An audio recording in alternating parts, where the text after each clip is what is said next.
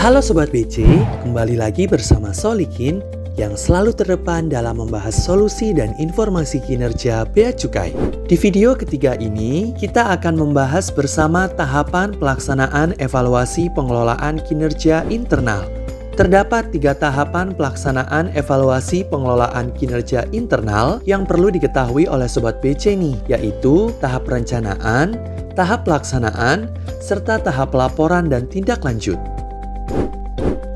Pada tahap perencanaan, terdapat 2 tenggat waktu yang harus diperhatikan, yaitu tanggal 15 Februari dan tanggal 1 Maret. Kira-kira ada apa ya? Nah, yang pertama, pengiriman rencana evaluasi internal oleh unit Eselon 2 Kantor Pusat DJBC dilaksanakan paling lambat tanggal 15 Februari tahun berjalan kepada Direktorat Kepatuhan Internal. Sedangkan, pengiriman rencana evaluasi dilaksanakan paling lambat tanggal 1 Maret tahun berjalan untuk unit organisasi sebagai berikut. Yang pertama, rencana evaluasi internal unit Eselon 2 instansi vertikal DJBC dan disampaikan kepada Direktorat Kepatuhan Internal. Yang kedua, rencana evaluasi internal unit Eselon 3 instansi vertikal DJBC disampaikan kepada unit organisasi Eselon 2 atau unit organisasi pembina administrasi di atasnya, tanpa memberikan tembusan kepada Direktorat Kepatuhan Internal.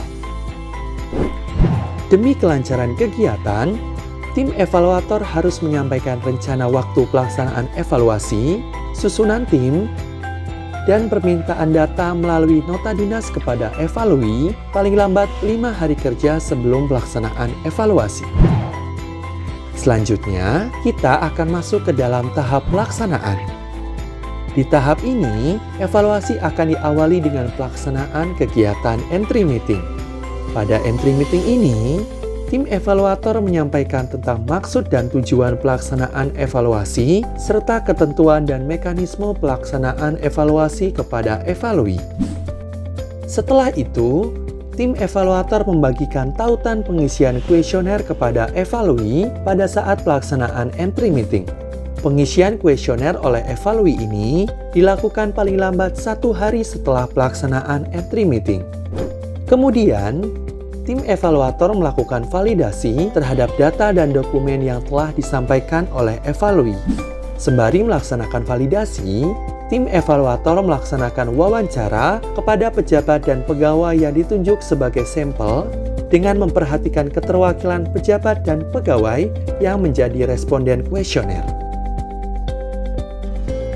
Untuk menggali informasi lebih dalam, tim evaluator melaksanakan review dan validasi dokumen, data, dan/atau keterangan pendukung lainnya, serta menuangkan hasilnya ke dalam kertas kerja dan melakukan analisis terhadap seluruh data dan temuan. Setelah mendapatkan gambaran temuan sementara dari hasil analisis yang dilakukan, evaluator melaksanakan exit meeting dan menyampaikan gambaran kepada evalui mengenai hasil evaluasi sementara.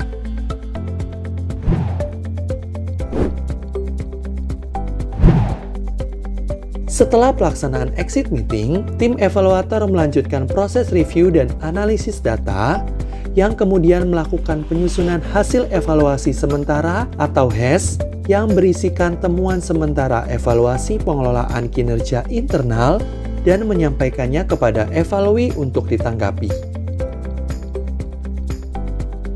Setelah mendapatkan tanggapan dari evalui, tim evaluator melakukan pembahasan dan analisis kembali terhadap temuan sementara hasil evaluasi.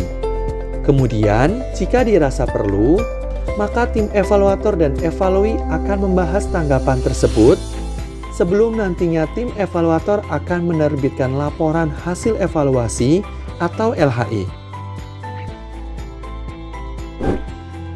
Laporan hasil evaluasi atau LHE memuat informasi tentang nilai evaluasi dan rekomendasi terhadap pelaksanaan pengelolaan kinerja pada unit evalui. Rekomendasi ini wajib ditindaklanjuti dan dilaporkan pelaksanaannya oleh evalui kepada tim evaluator. Setelah proses ini, maka selesailah seluruh tahapan pelaksanaan evaluasi kinerja internal. Gimana nih Sobat BC? Udah tahu kan tahapan pelaksanaan evaluasi pengelolaan kinerja internal? Di video selanjutnya, kita akan membahas tentang tahapan pelaksanaan evaluasi pengelolaan kinerja eksternal. Sampai jumpa di video berikutnya ya.